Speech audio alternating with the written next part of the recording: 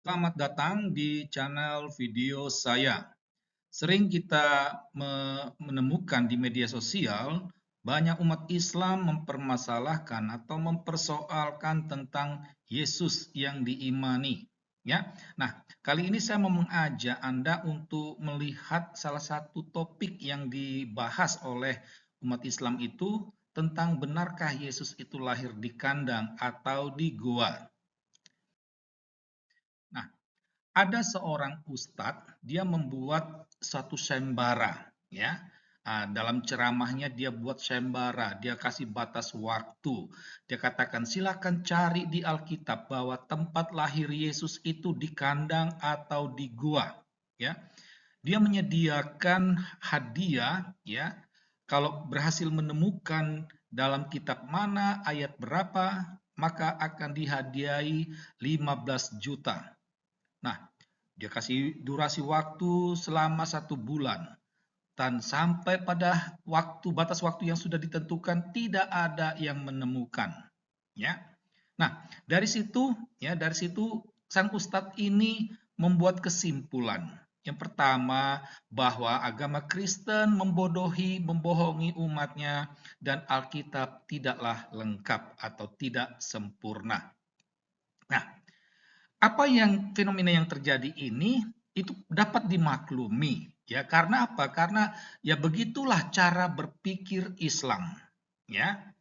Jadi cara berpikir Islam itu berdasarkan apa yang tertulis, apa yang dikatakan oleh ulama, kiai, ustadznya, ya.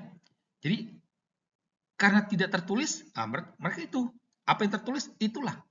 Inilah yang sering kali diistilahkan dengan dalil. Nah, orang selalu bertanya mana dalilnya.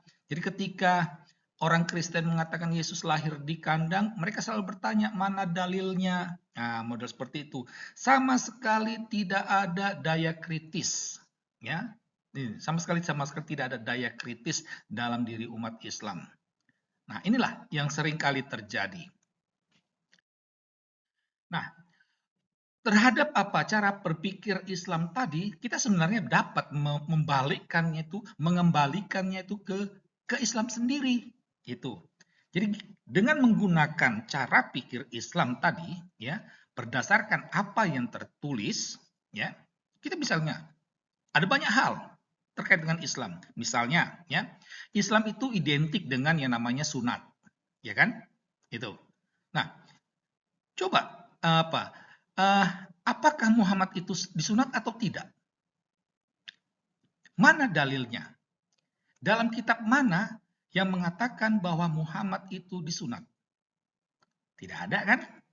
Nah, yuk, bingung kan? Atau contoh lain, ya. Umat Islam itu yakin bahwa istri Nabi Adam itu adalah Siti Hawa, ya. Tapi kalau kita tanya dalilnya di mana, ya? Dalam surah apa dan ayat berapa tertulis istri Adam itu Hawa? Harus tertulis, ya, bukan yang terjemahan yang ada dalam tanda kurung. Kalau terjemahan yang ada dalam tanda kurung itu artinya tambahan kemudian, ya. Itu tidak ada dalam bahasa Arabnya. Itu. Ya, artinya Allah tidak pernah mengucapkan kata Hawa sebagai istri Adam.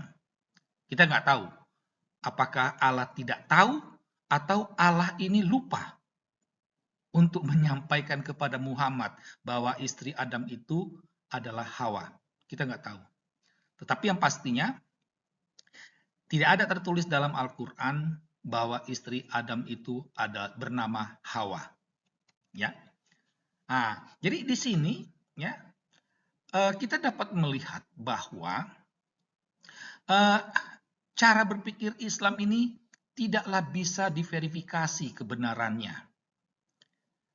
Karena apa? Karena dia hanya berdasarkan um, ya, pengalaman subjektif, ya, berdasarkan mimpi, mimpi pribadi, imajinasi pribadi, itu sehingga sulit untuk diverifikasi. Nah, sekarang kita memperhatikan cara berpikir Kristen, ya. Nah, cara berpikir Kristen itu mereka melihat apa yang dibalik teks. Jadi tidak hanya mendasarkan diri pada apa yang tertulis dalam teks, ya. Dan mereka juga melihat teks itu bersama dengan konteks. Nah, satu hal yang perlu diperhatikan yang berbeda dengan Islam, bahwa cara berpikir Kristen ini itu bisa diverifikasi, ya, bisa dibuktikan kebenarannya. Nah, sekarang kita memperhatikan, ya, kembali kepada persoalan awal kita, tempat lahir Yesus, kandang atau gua, ya.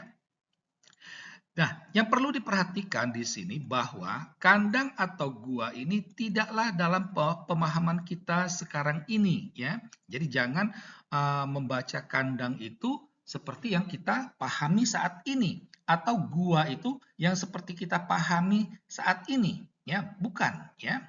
Itu. Jadi harus dibeda. Kita harus melihat kandang atau gua ini dalam konteks situasi zaman Yesus itu lahir, ya. Nah, jadi kalau dikatakan, ya, bahwa Yesus itu lahirnya itu di mana, itu kita dapat merujuk dasar biblisnya itu Injil Lukas bab 2 ayat 7, ya. Dan ia di sini Maria melahirkan seorang anak laki-laki, anaknya yang sulung, lalu dibungkusnya dengan lampin dan dibaringkannya di dalam palungan. Nah, contoh palungannya itu, ya.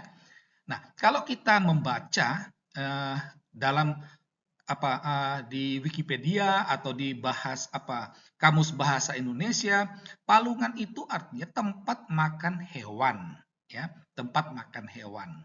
Nah, dari situlah orang Kristen menafsirkan bahwa Yesus itu lahirnya di kandang, ya, kandang hewan, ya. Nah, jadi dalam Injil Lukas ini kata kuncinya itu ada pada palungan. Dan dari kata palungan itulah, ya, dari palungan itu orang Kristen menafsirkannya Yesus lahir di kandang, ya, di kandang hewan. Karena palungan itu untuk tempat makan hewan. Nah, selain itu juga kita harus memperhatikan konteksnya. Konteks di sini artinya situasi geografis Bethlehem pada waktu itu, ya. Kalau orang yang pernah ke Israel berziarah ke sana memperhatikan situasi geografis di Bethlehem, orang bisa langsung memahami dan tempat lahir Yesus itu, ya. Jadi memang tempat lahir Yesus itu ya semacam gua, ya, tapi bukan konteks seperti gua yang kita paham sekarang, ya. Seperti gua yang dijadikan kandang hewan, di mana para gembala sering mengumpulkan hewan-hewannya di situ untuk bermalam. Itu, ya. Nah, jadi dari sinilah tampak jelas, ya, sekalipun tidak tertulis, ya, orang Kristen yakin bahwa Yesus lahir di kandang. Nah, demikianlah jawaban kami atas tuduhan Islam tentang tempat kelahiran Yesus. Sekian dan terima kasih.